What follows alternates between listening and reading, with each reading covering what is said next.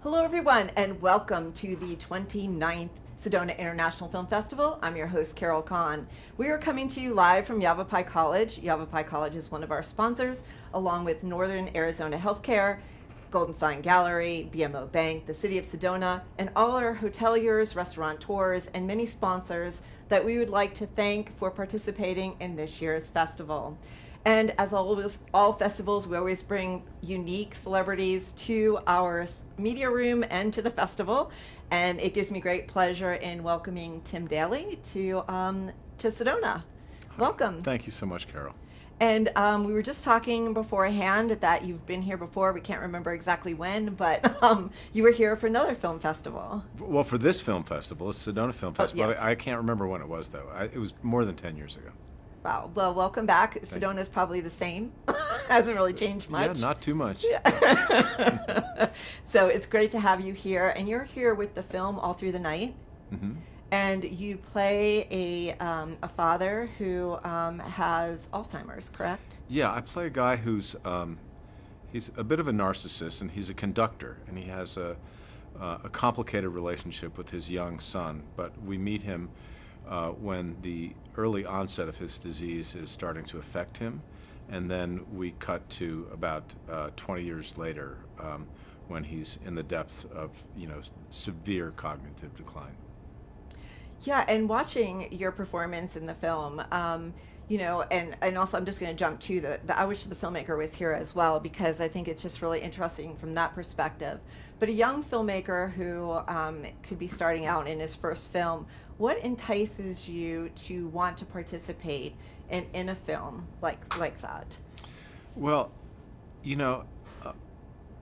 one of the things that I do besides being an actor is that I'm a president of an arts advocacy organization called the Creative Coalition. And one of the things that we believe in is giving artists a chance to express themselves and kind of get a foothold to be able to express themselves in a professional way. We don't only advocate for artists, we advocate for human beings, because we think arts are important for everybody. And that seems to be pretty pervasive here in Sedona, I must say, which is really encouraging and great to see.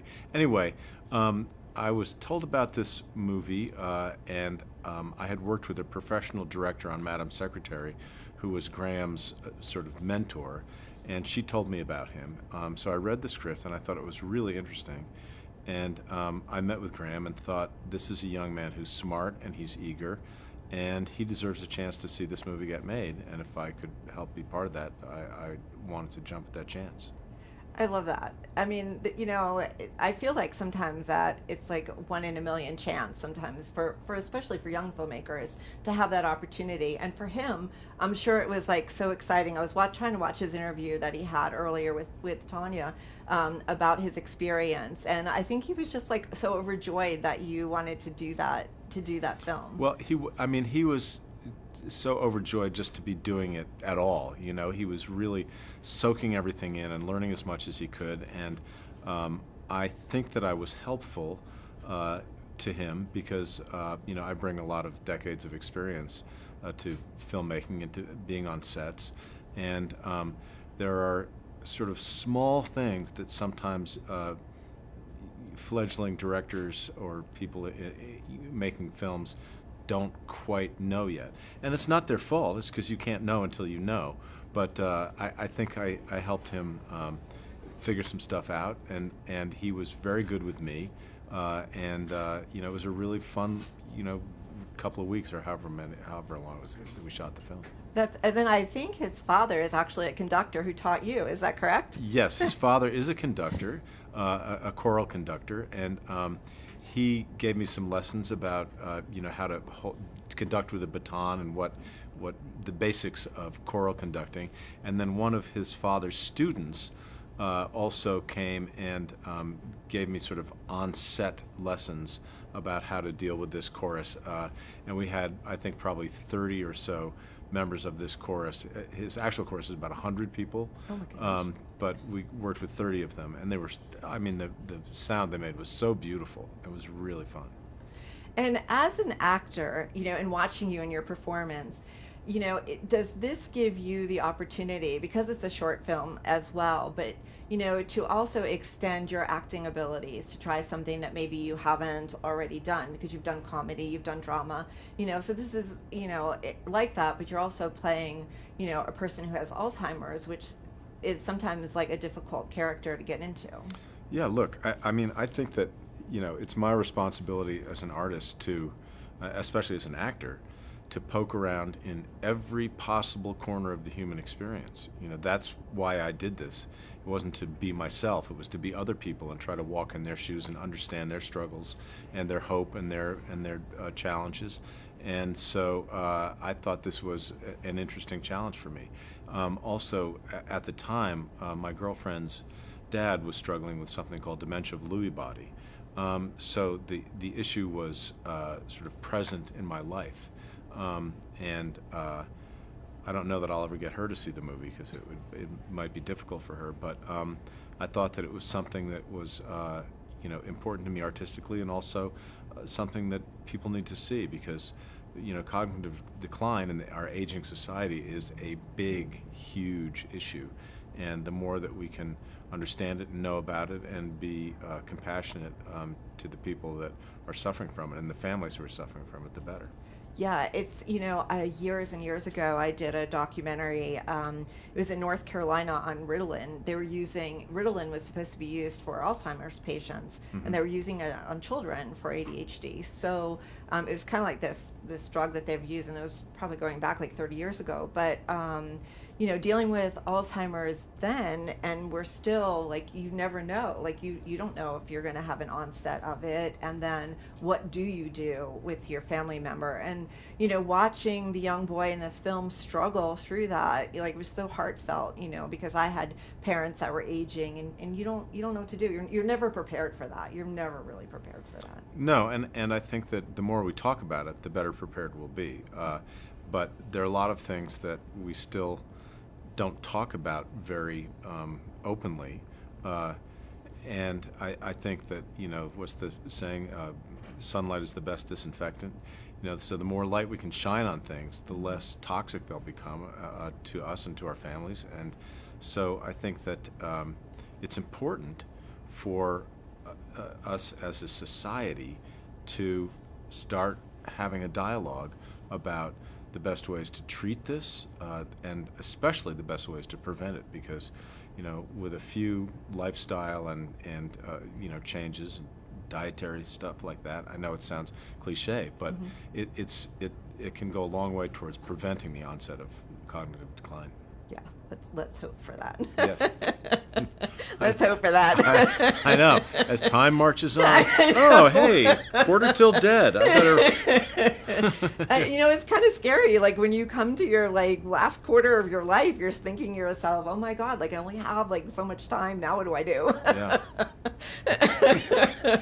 I don't want to start thinking like that, but yeah. it's scary. Another thing we don't want to talk about. We're not going. Yeah. We're not going there.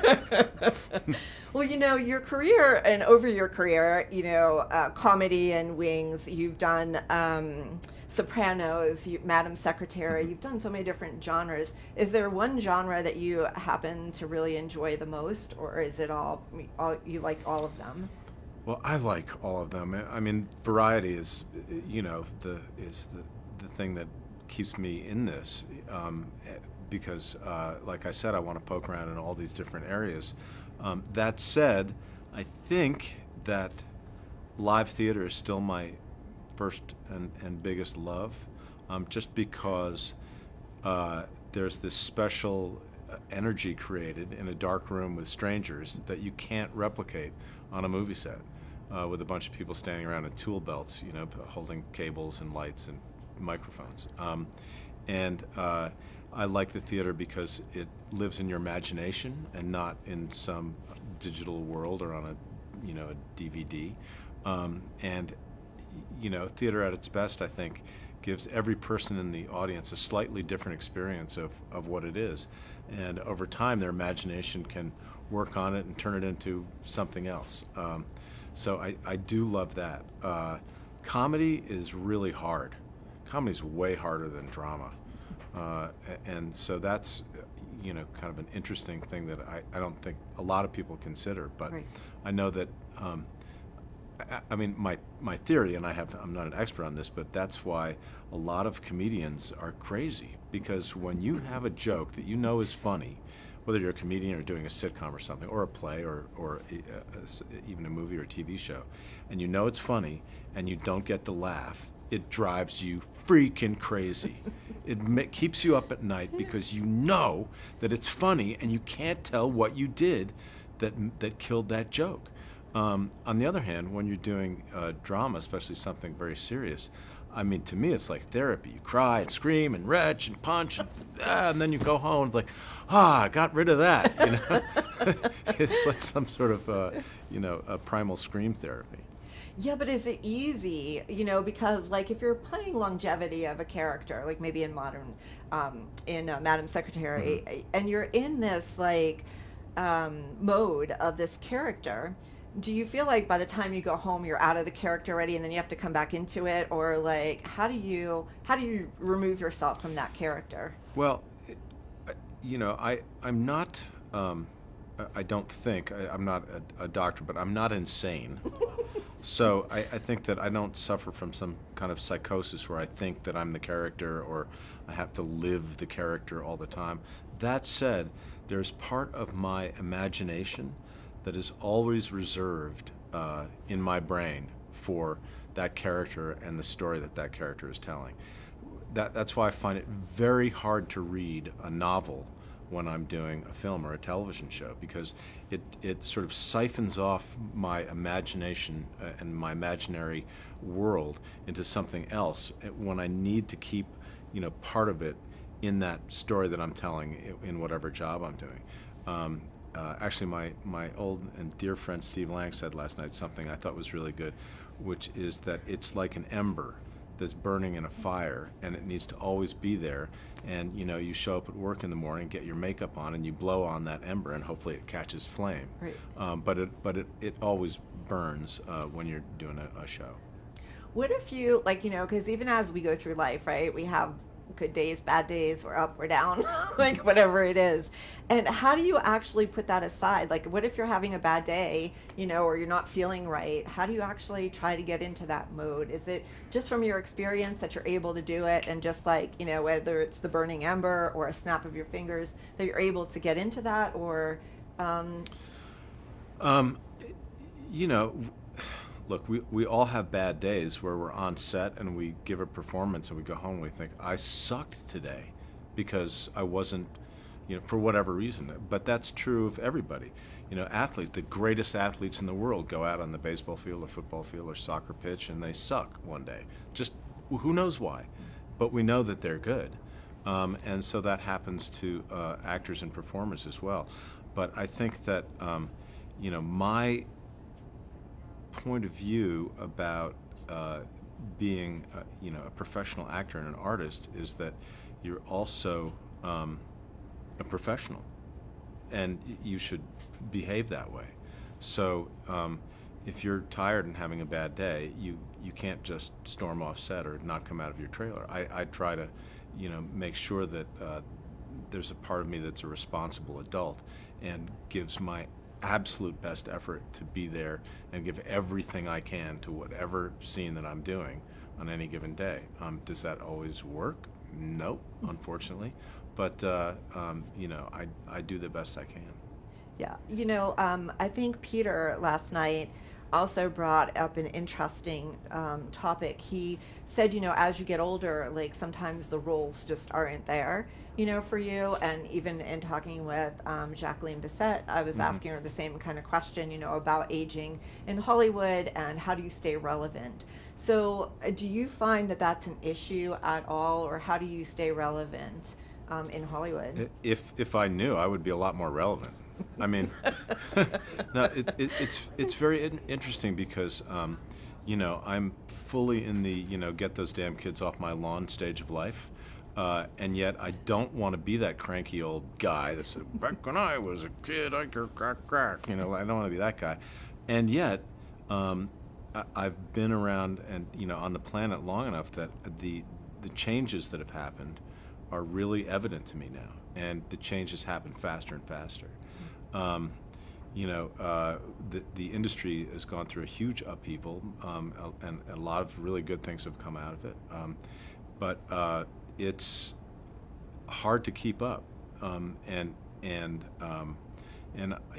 think I keep up pretty well. But it's also frustrating, I will say, to be 40-something years into a career and finally feel like I'm starting to get a tiny little idea of what I'm doing, and wanting to find an outlet to express that creative impulse, and it's way more difficult to find. You said a very interesting thing, because I had a conversation with somebody not too long ago about being good enough. Like, no matter what it is that you do you ever feel like you're good enough in what you do? And it was a struggle that I had, and just amazing, like just trying to be good at your craft and constantly like do it, or constantly try to be better at it, and wondering if you at one point you ever say, I finally, like, I'm good, and not egotistically saying I'm good, but feel it within that you've accomplished, what it is that you set out to do. Well, I don't know what I really set out to do, but the thing that's odd about being an actor is that you're an interpretive artist, right? So you need someone to write something for you. They're filmmaking, acting in film, and filmmaking in general is the most collaborative art form there is. You need all these people to do all kinds of jobs, from craft service to lugging cables to hanging lights to rigging to lighting to sound to makeup. There's hundreds of people that need to do their job well so that you can do your job well. But the primary job is of the writer, and then the director, to give you an opportunity to give the best performance you can give. So I think that I know that I am capable professionally. I know my way around. I know what to do. I don't have to ask about standing on a mark or what a microphone is. But I'm still always looking for that piece of material that will allow me to express the full range of my talent. I have, it's sort of an oxymoronic feeling. On the one hand, I think that I am capable, and that I'm very, very confident and hopeful and excited about my talent. On the other hand, I don't think that I've expressed it as fully as I might, and that's partly because of me and partly because of finding that thing that really allows me to just put it all out there. So and it's always weird, because there's so many things that have to happen for something to become noticed. The zeitgeist has to be right, the timing in terms of society, audience taste.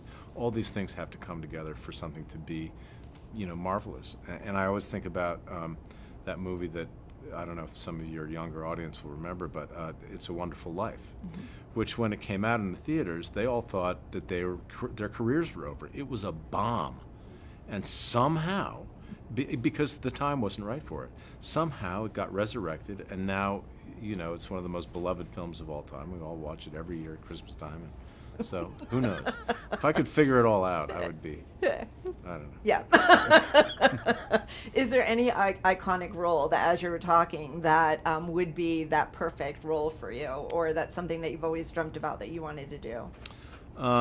No, because I'm all over the place. The one thing that I'm actually sort of pissed off about is that they did this production of To Kill a Mockingbird in New York, and I cannot think of another actor on the planet Earth who would be better casting for Atticus Finch than me. And it's just like a no-brainer. It's like falling off a log, and I can't believe that I haven't gotten a chance to play that part.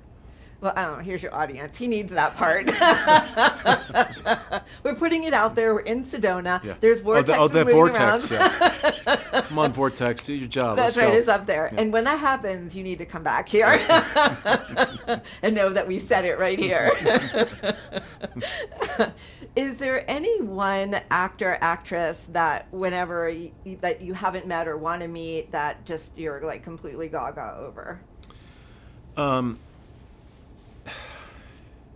I'm very cautious about meeting my heroes because every once in a while you meet a hero, and I don't know how else to say this, but they're an asshole. And then your image of them is completely shattered, and you can never see their performance in the same way. So I like objectifying people, keeping them up there on a pedestal where I can love them without knowing that they're really a jerk.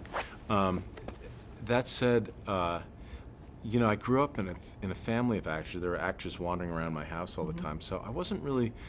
I was impressed with performances, but I was never overly impressed by them as people necessarily. I mean, some of them were really nice. Some of them were just kind of, drunken jerks like actors in the, 60s and 70s were. But I'm not sort of a gooey, starstruck person. But one of the actors that I love deeply, that I don't want to meet, is Gene Hackman. And Gene Hackman is, I just love that guy. I love his performance. He's funny. He's done some really great comedic performances, and he's tough, and I love Gene Hackman. That's awesome. Yeah. I met George Clooney once. He was the person that I'd always wanted to meet. Mm-hmm. And when I met him, I couldn't, I don't have trouble with words, as you can see. I could ask questions or whatever. But no, when I met George Clooney, all I could do is look at him, and he's holding my hands, telling me "Hi, who are you?" And I said my name, and he goes, "Well, hello, I'm George Clooney." And the only words that could come out of my mouth was 4-letter words, no effing kidding, like that. And then after I did that, I was like, "Oh my God!" I think you probably endeared yourself to him. I think he probably loved that. I was so embarrassed. Yeah, no. So speaking about your family, you have children. Mm-hmm. Is your children in the business? My son is an actor. His name is Sam, and he's a really, really good actor. I think we're going to hear a lot of things from Sam.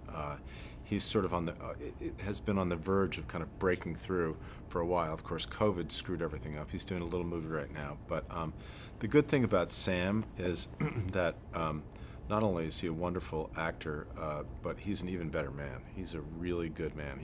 He's my hero because he's just a wonderful human being and a hardworking, talented actor and a great husband and a fantastic father. So I don't know how that happened, but if I played some small part, probably it was some genetic anomaly, I'm happy about that. That's awesome. And I think that apple doesn't fall far from the tree, right? Oh, yes. And my daughter has been an actress from time to time, but my daughter is kind of a genius, and she does so many things well that it's kind of hard to pin her down.